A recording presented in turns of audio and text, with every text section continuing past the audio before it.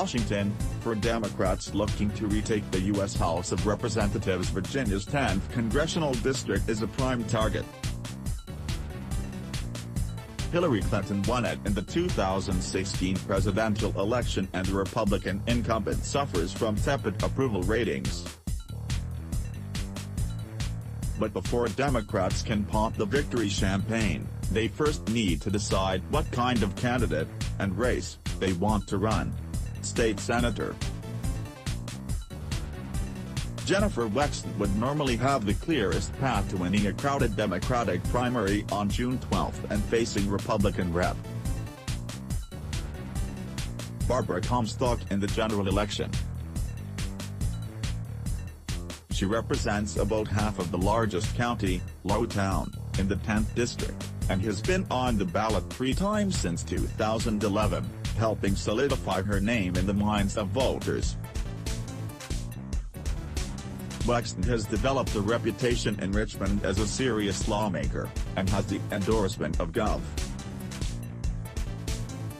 Ralph Northam and a host of state legislators, as well as from the 2 Democratic congressmen from Northern Virginia, Jerry Conley and Donald McEachin. But Wexton has faced stiff competition in fundraising from 3 other Democratic primary foes, trailing 1 and barely edging out 2 others. Most observers think Wexton is still the front-runner, and that her chief competitor is Allison Friedman, an anti-human trafficking activist who worked in the Obama State Department.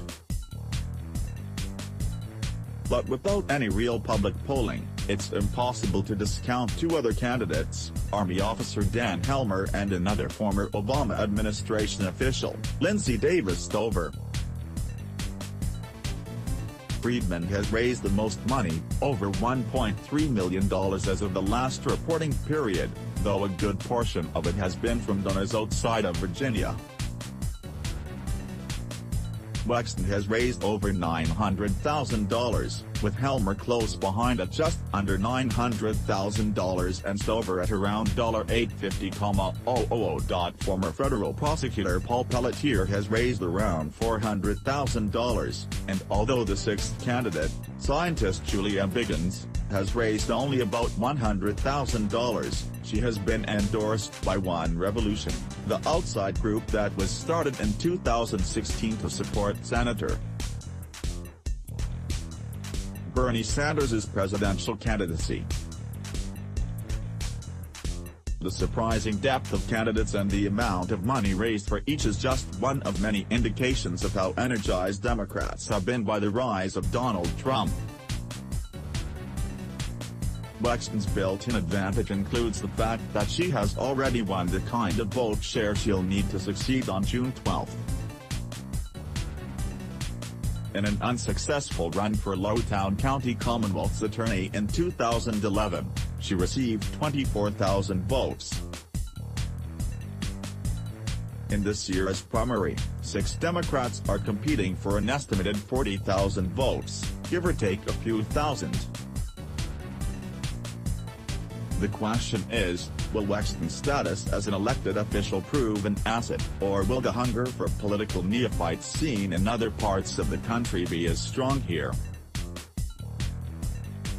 Helmer, an Army lieutenant colonel who left active service 3 years ago but remains active in the reserves, told Yahoo News that the most important criterion for the Democratic primary is having a candidate who can beat Barbara Comstock. Comstock is running for her 3rd term and is a formidable politician who has far outraised all the Democrats, with almost $3 million as of the last reporting period. Barbara Comstock has beaten every politician she has come up against, Helmer said. It's going to take someone with a different profile who can contrast themselves. A spokeswoman for Friedman, who also has never run for office, also said that experience in office and endorsements from other elected officials may not deliver much of an advantage. It seems, based on the past year or so, that people are more excited about candidates who are coming from outside the establishment, said Wellesley Daniels, Friedman's communications director. The 2017 Democratic primary for governor offers important insights.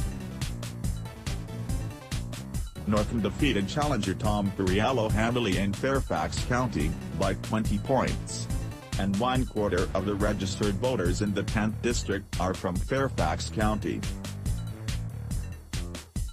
But a greater percentage of the district, about 44%, comes from Lowtown County, where Northam beat Perriello by only 3 points. The takeaway is that voters closer to the city were more supportive of Northam than of Perriello, the younger candidate who ran on a more progressive message. Northam's appeal was that he would be a gets-things-done candidate in the general election against Republican Ed Gillespie, according to Northam's campaign manager, Brad Comer.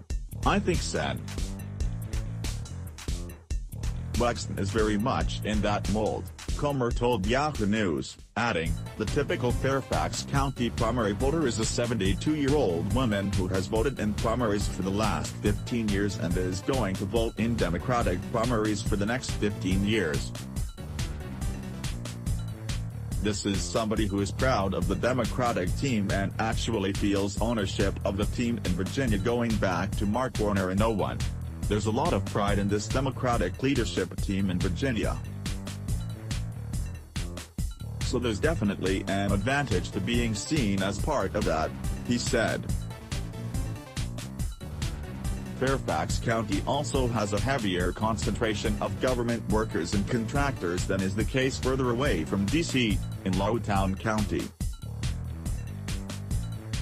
Lowtown, meanwhile, is a more transient place dominated by rapid population growth over the past 2 decades. "It's Panera Land," said Jeffrey Skelly, associate editor of the Crystal Ball at the University of Virginia's Center for Politics. Democrats there may be just as liberal as those in Fairfax, but less rooted in tradition and less deferential to the political establishment. If that's where most of the Democratic votes are coming from, maybe that doesn't give Wexton as much of an advantage," Skelly said. But Comer, who is now overseeing a PAC supporting the governor's legislative agenda in Richmond, said that because Wexton already represents much of Lowtown County, her name recognition advantage there, combined with the natural appeal to Fairfax County voters, puts her in the driver's seat. If she can win over Fairfax Democrats and keep a hold of her base, she's in a very strong position to win the primary, Comer told Yahoo News. The issue that has most consistently dominated the primary is gun violence.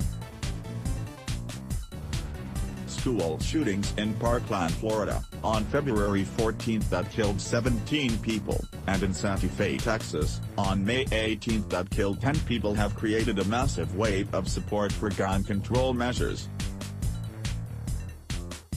This is a potential liability for Wexton, who is the only candidate in the June 12 primary who has had to take votes and is on the record regarding gun control.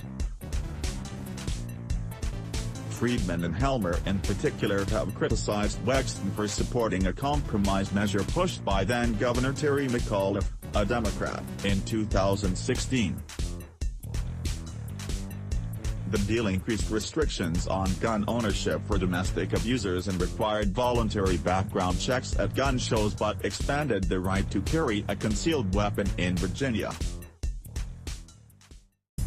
Helmer recently released a video showing him buying a semi-automatic rifle at a gun show in the 10th district that he said was functionally similar to the weapons he carried in Afghanistan as an active service Army officer.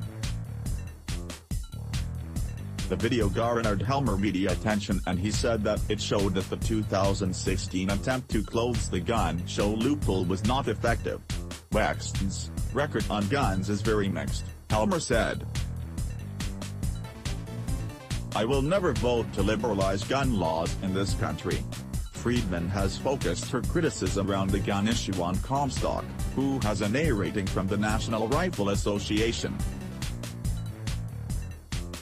Wexton has said Helmer is trying to cherry-pick my record and said she has cast dozens of votes in the Virginia legislature against Republican attempts to expand access to firearms.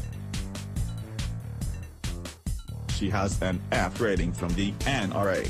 The debate over what is achievable in passing legislation to address the gun issue, and the criticism from first-time candidates of the only person in the field with legislative experience, will reveal how much Democratic voters prize political experience over fiery rhetoric and idealism. Results from around the country have shown plenty of enthusiasm for fresh faces among Democrats. But it's clear that even though Sanders' outsider candidacy appealed to a sizable swath of voters in 2016, the Democrats have retained more pragmatism in the minority than Republicans did during the Tea Party movement that began in 2009 and which has to some degree roiled the GOP in every election since. In the U.S. Senate, not one of the 11 Democratic incumbents who are running for re-election in states targeted by Republicans are facing contested primaries. House primaries have been more fractious, and there has been backlash among some elements of the progressive grassroots when the Democratic Congressional Campaign Committee has endorsed or otherwise supported candidates. But in the race where DCCC involvement drew the most attention, the Texas 7th Congressional District, their preferred candidate, Lizzie Fletcher, won the primary this past Tuesday.